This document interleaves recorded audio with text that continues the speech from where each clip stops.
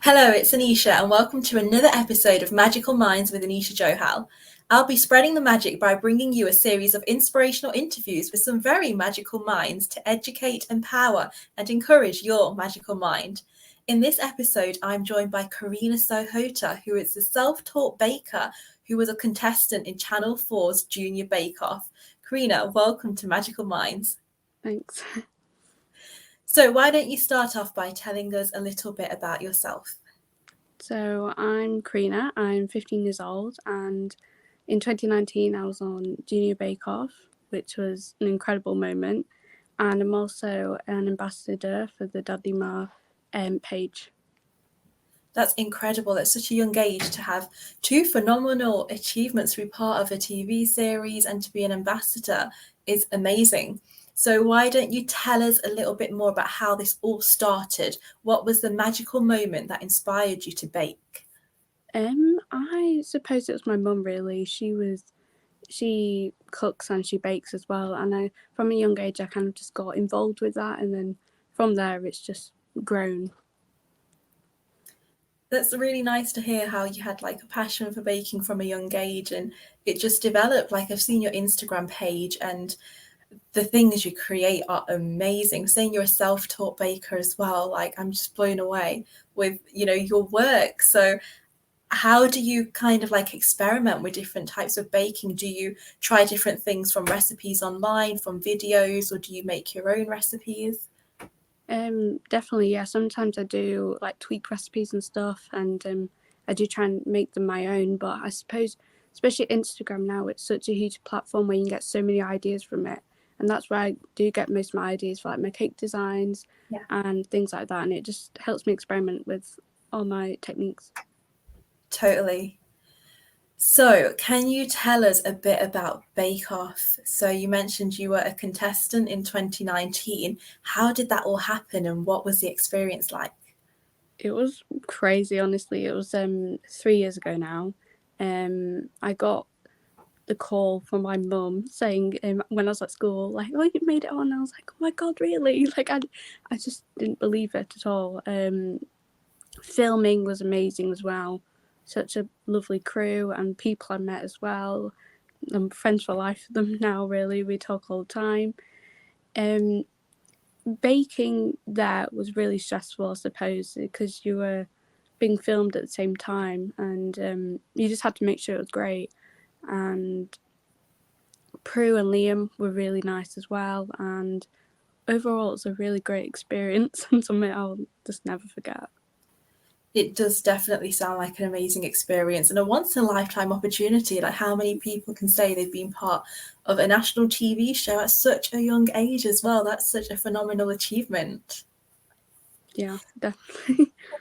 So, how has being part of the Junior Bake Off changed you as a baker?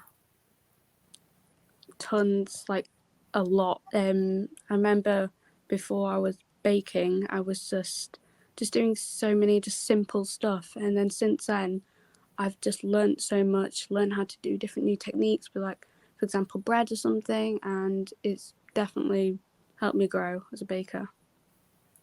That is great to hear. So, you mentioned that on Bake Off, it was very different, I guess, from baking at home because you've got the television crew, you're in like a contest, you're kind of under time and pressure. So, how did you deal with that kind of TV environment? Um, I said just, I suppose I just had to just keep pushing through it. You're going to be on TV and stuff, and after, let's say, the first episode, it was going to be more comfortable because I knew what was going to happen. But that first episode, I was just so nervous, honestly. But towards the end of my time there, I really enjoyed it a lot, and I felt more comfortable being around camera, and yeah, it was really good.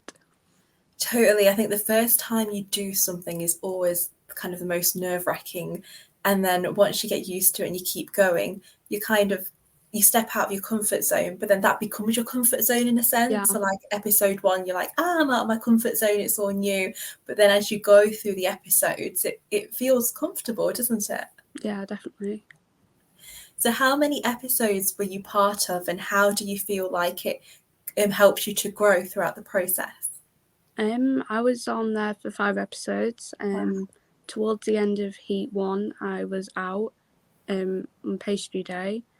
I did cake day, biscuit day, dessert day, bread day, and then pastry day. So I did technically the whole aspects of like baking, all the different parts of it. And it was really fun just to, especially for example, the technical rounds, it was fun just to try out a different bake from each kind of section of it. But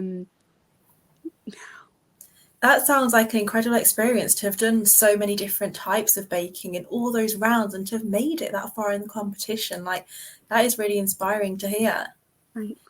So can you tell us a bit more about each of those different types of baking rounds you did? Was there anything that you hadn't baked before and it was all completely new, or were you able to kind of like develop the idea? How was that whole experience of those 5 different rounds?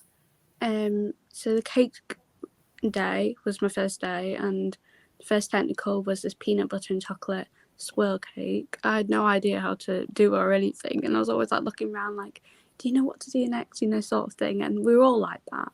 The cake showstopper, I was like very prepared for it. It was going to be obviously my first showstopper, so I was out at home. Before that, I was practicing like good 3 or 4 times to make sure it was spot on, and especially with the time limit, because you get 2 hours to make it, so it's not that long of a time. So I had to make sure it would still look good, but then it still tasted good at the same time. Biscuit day, I made iced rings. I came first in that, which I thought was just a huge achievement for me, because I love to make biscuits and stuff, especially for my family, and I was quite proud of that moment. I do taekwondo as well, so I based my theme for the showstopper around that, which I thought was really cool as well, and they loved that.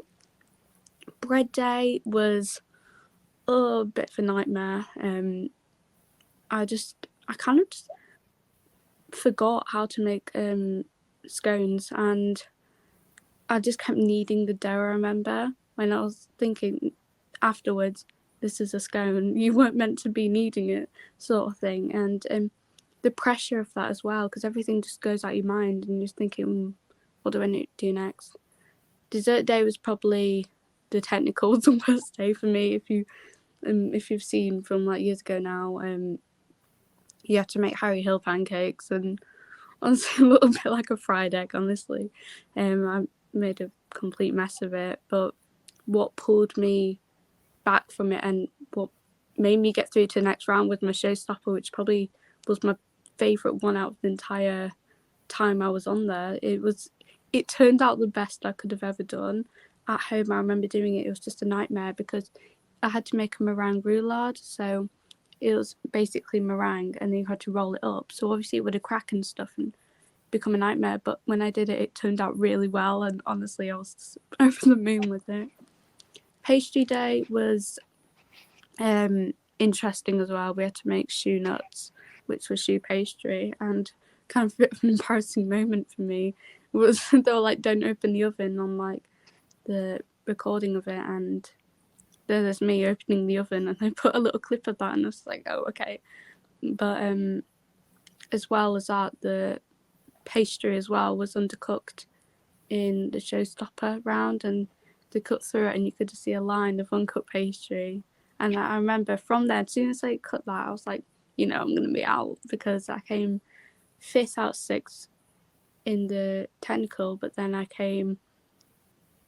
was out in the showstopper because I knew that out of everyone's, mine was undercooked. But wow, that is incredible to hear about all the different rounds, because each of them sounds so different.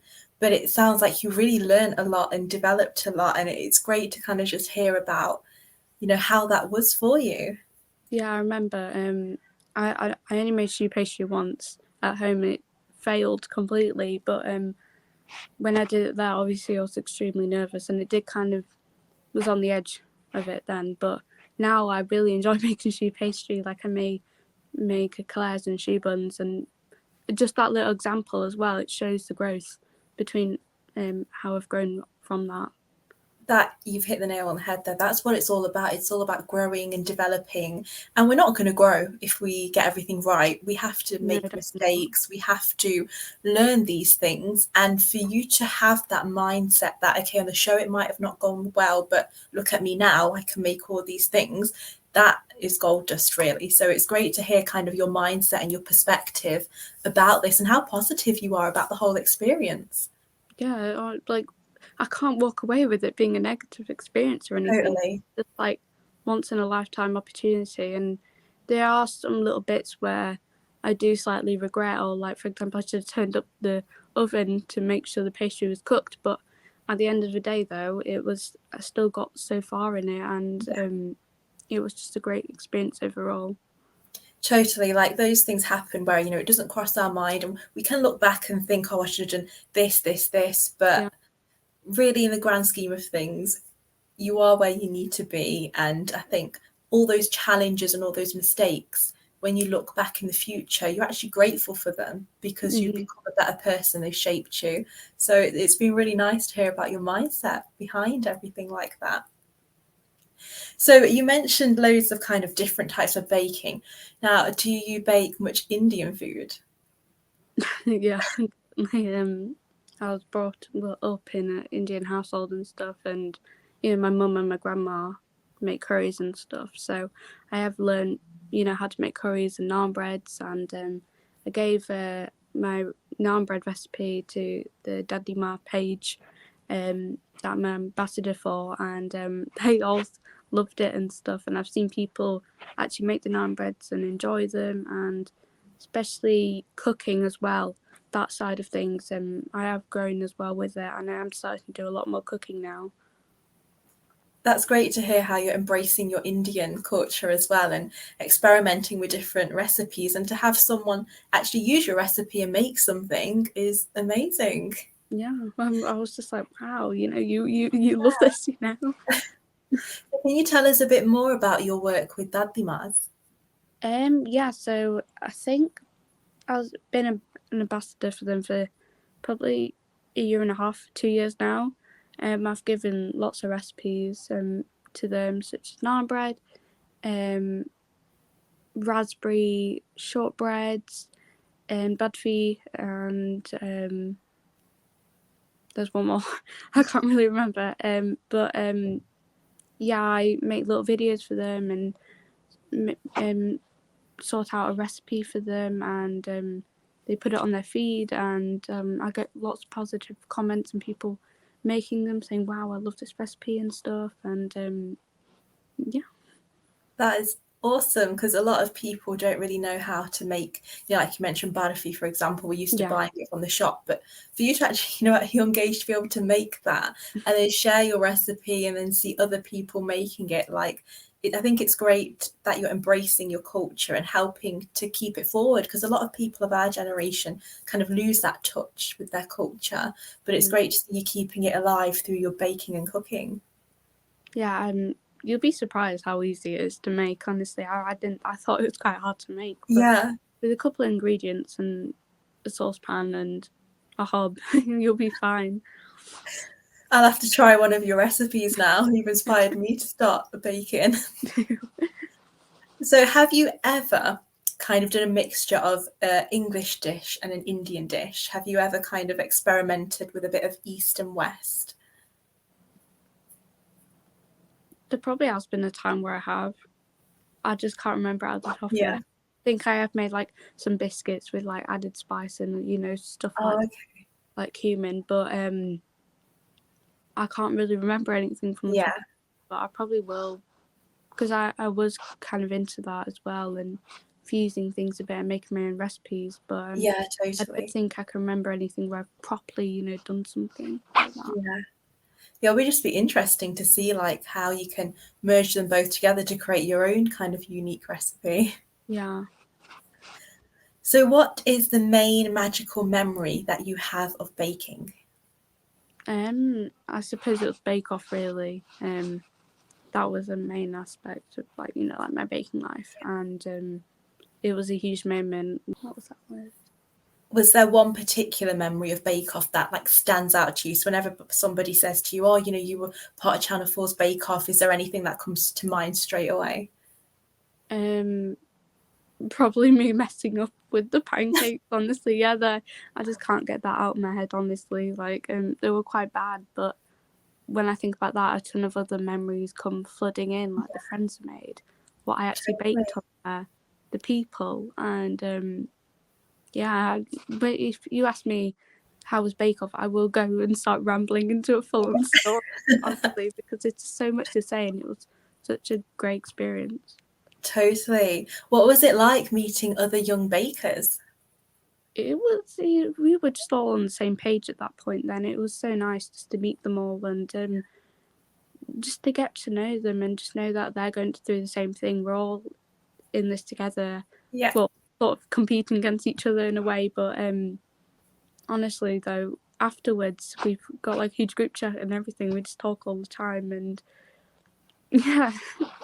That's really nice. It's nice that you've been able to have that friendship, because I think when you're doing kind of like your hobby by yourself and there's not many other young people, then for you to go on to Bake Off and have this whole community of young bakers and still be in touch is really nice.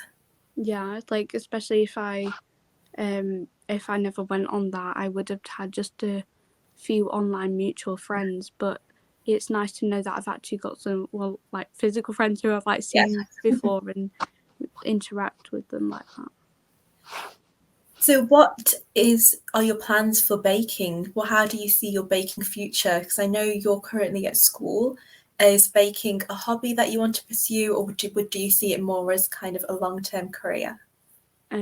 I see it as a hobby right now, especially because I'm doing my GCSEs, but I suppose when they're finished, I think I will get into it a little bit more like I did before my GCSEs.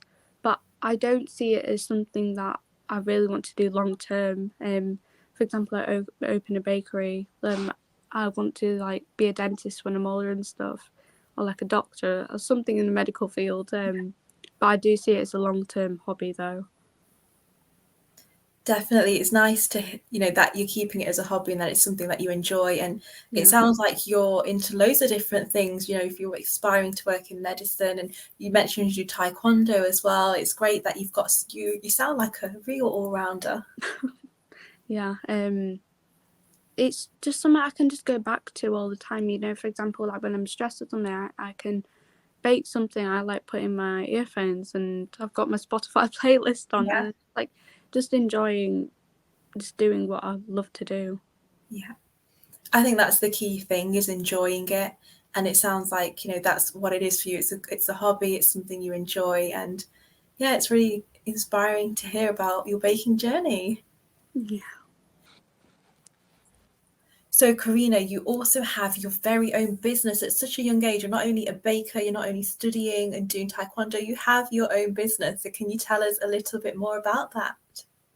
Yeah. So I started taekwondo when I was 5, 6 years old, and from then I'm now grading for my second Dan black belt, and got my first black belt when I was 11. So as well as baking and GCSEs, I've been really stressful with this taekwondo grading as well, but in March I'll be grading for it. As well as that, I've got my own business. It's called Orchid Valley, and I sell like jewelry and beer can cups and glassware, and I'm going into some new items soon. I started it in October. As well as baking, it was just quite fun as well, just to make little jewelry pieces. So I thought, why not make something out of it and start selling them. Got a lot of orders for them as well, and as well as all the other stuff that I do, I'm as well packing orders as well, so it's an entire juggling act for me. Definitely. You must be super busy with everything you've got going on, but to really kind of get out your comfort zone and do these different things is really inspiring to hear. So, Karina, tell us a bit about the different products you sell and how can people purchase them? So I mainly make bracelets, so such as little seed bead bracelets, and then gemstone bracelets as well. I've also gone into making beer can cups because, especially when we were locked down last year, I've seen lots of people drink iced coffee and it's gone really viral and stuff, making like the Dalgona coffee. So I thought, why not make like these beer can cups so people can like drink the drinks out of it, and they've gone really well, and I've been getting a lot of orders from that. You can order from my Etsy page called Orchid Valley GB on there. Great. It's nice to hear how creative you are. Like, you're inspired by things that you like, and then you've created them, which is amazing. How you have the time and the skills to do that, and it's super inspiring how creative you are. So what piece of advice would you give to all the magical minds, especially the mini magical minds watching this episode? I would say never give up on things that you love to do. Just always just keep going with it, because you just never know where it's going to take you. For example, for me, it was Junior Bake Off and stuff. And if you keep enjoying what you love to do, you never know, and you can just make something out of it. For example, if you were, well, not for me in particular, but you could like run your own bakery if you were into baking and stuff. And it's always something you can always look back on and think, wow, this little small thing, for example, turns into something huge for you, maybe. Or I like that. Never give up. And what you said at the end was really great. How it could start off just as a hobby, a passion, you kind of just doing something at home, and then to kind of see it grow and evolve and develop to the extent where you were like on TV, on a TV show, I bet is just very rewarding and fulfilling, and above all, just a great experience that has made you a better person. Yeah, definitely. Well, Karina, thank you so much for joining me in this episode of Magical Minds. Thank you. It was great to That be. was this week's inspirational interview with Karina Sahota. Stay tuned for another Magical Minds with Anisha Johal show coming soon. But for now, enjoy making magical moments with your magical mind.